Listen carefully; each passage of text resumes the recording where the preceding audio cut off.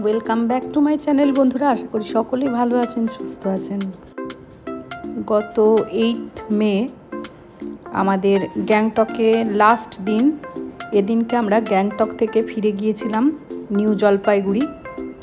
তো আমরা নামচি হয়ে গিয়েছিলাম নিউ জলপাইগুড়িতে। এদিন শরীরটা অন্য দিনের তুলনায় ভালোই ছিল। আমরা স্নান টান সেরে ব্রেকফাস্ট করে বেরিয়ে পড়েছিলাম। ব্রেকফাস্টে ছিল রুটি, সবজি আর ডিমের কারি। অনেক সকাল সকাল বেরিয়েছিলাম বলে আমাদের সঙ্গে প্যাক করে দেওয়া হয়েছিল চিড়ের পোলাও। এদিনকে আবার 10 নম্বর জাতীয় সড়কটি বন্ধ ছিল, কাজ চলছিল রাস্তায়, সেই কারণে আমাদের অনেকটা ঘুরে আসতে হয়েছিল এবং তার কারণে সময় অনেকটা লেগেছিল।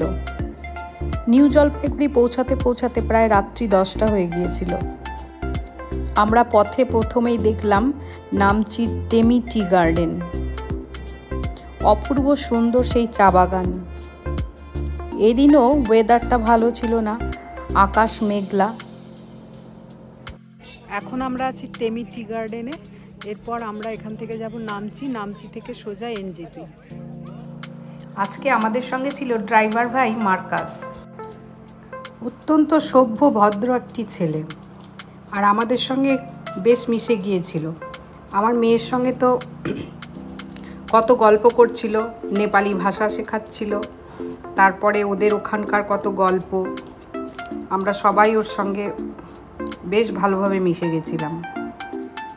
গাড়িতে যখন প্রথম উঠি তখন ট্রাভেল এজেন্টের ওপর খুব রাগ ধরছিল, কারণ গাড়িটা খুব একটা ভালো ছিল না, কিন্তু ড্রাইভার হিসাবে মার্কাস খুবই ভালো ছিল। তো আমি একটু চিৎকার করাতে ওর একটু গায়ে লাগছিল, কারণ যেহেতু গাড়ির ড্রাইভারও, তো সমস্যা সমাধান করবার জন্য অনেক চেষ্টা করলো। ও প্রথমে ভাবছিল ওকেই বলছি, কিন্তু পরবর্তী ক্ষেত্রে আমি ওকে বোঝালাম যে তোমাকে বলা হয়নি, বলা হচ্ছে ট্রাভেল এজেন্টদের। ব্যাস, তারপর থেকে ও আমাদের যতবার অসুবিধা হয়েছে গাড়ি থামিয়েছে। আবার আমি আগেই বলেছিলাম আমি ওখান থেকে ধুত্রা ফুলের ডাল এনেছি, তো ওই বলেছে যে ম্যাডাম আমি ঠিক জায়গায় দাঁড় করিয়ে দেবো, আপনি ডাল নিয়ে নেবেন। তো দাঁড় করিয়েও ছিল। তো মার্কাস, আমার ধুত্রার ডাল কিন্তু লেগে গেছে। অবশেষে আমরা এলাম নামচির 4 ধামে। টিকিট কেটে প্রবেশ করলাম মন্দিরে। এখানে 4 ধামে আছে দ্বারকা ধাম, জগন্নাথ ধাম, বদ্রীনাথ ধাম আর রামেশ্বর ধাম। আর রয়েছে 14 শিবলিঙ্গ। মন্দির ঘুরে ঘুরে সবটাই দর্শন করলাম। আর এই দেখুন এই ধুত্রা ফুলগুলো কি সুন্দর কালার না। গ্যাংটক যাওয়ার পর থেকে এই ফুলগুলো দেখে আমার কিন্তু ভীষণই ভালো লাগছিল। প্রথম দিন থেকে এগুলো আমার মনকে মুগ্ধ করে দিয়েছিল। এটা হলো মন্দিরের ম্যাপটা। আপনি কোন দিকে কিভাবে যাবেন সবটাই এখানে নির্দেশিত করা আছে। মন্দির চত্বরটা বেশ সাজানো গোছানো, চারিদিকে গাছপালা আর ফুলের শোভা সেই মন্দিরের শোভা আরও বাড়িয়ে দিচ্ছিল। আমরা প্রথমেই 14 শিবলিঙ্গগুলি দর্শন করলাম। মন্দির দর্শনের সময় এক জায়গায় দেখি বেশ সুন্দর একটা ভজন হচ্ছে। তো আমি তো ভাবলাম প্রথমে ক্যাসেটেই বাজছে, গিয়ে দেখি এক পূজারি সেই ভজন গাইছেন। শুনুন একবার।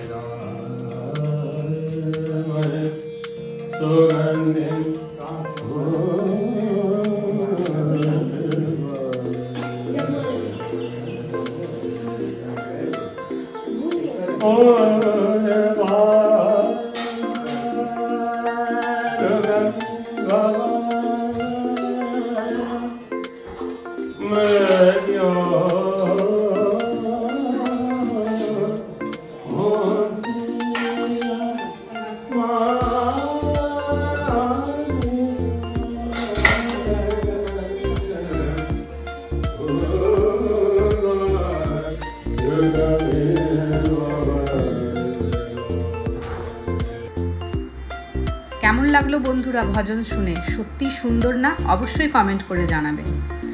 তো যাই হোক, আমরা প্রত্যেকটা শিবলিঙ্গে জল ঢাললাম, তারপরে আমরা 4 ধামই দর্শন করলাম। এখানে ঘুরতে ঘুরতে অনেকটা সময় পার হয়ে গেল, প্রায় 2:30টা বেজে গিয়েছিল। এখানে একবার সব মন্দিরগুলো আপনাদের ঘুরিয়ে দেখাই।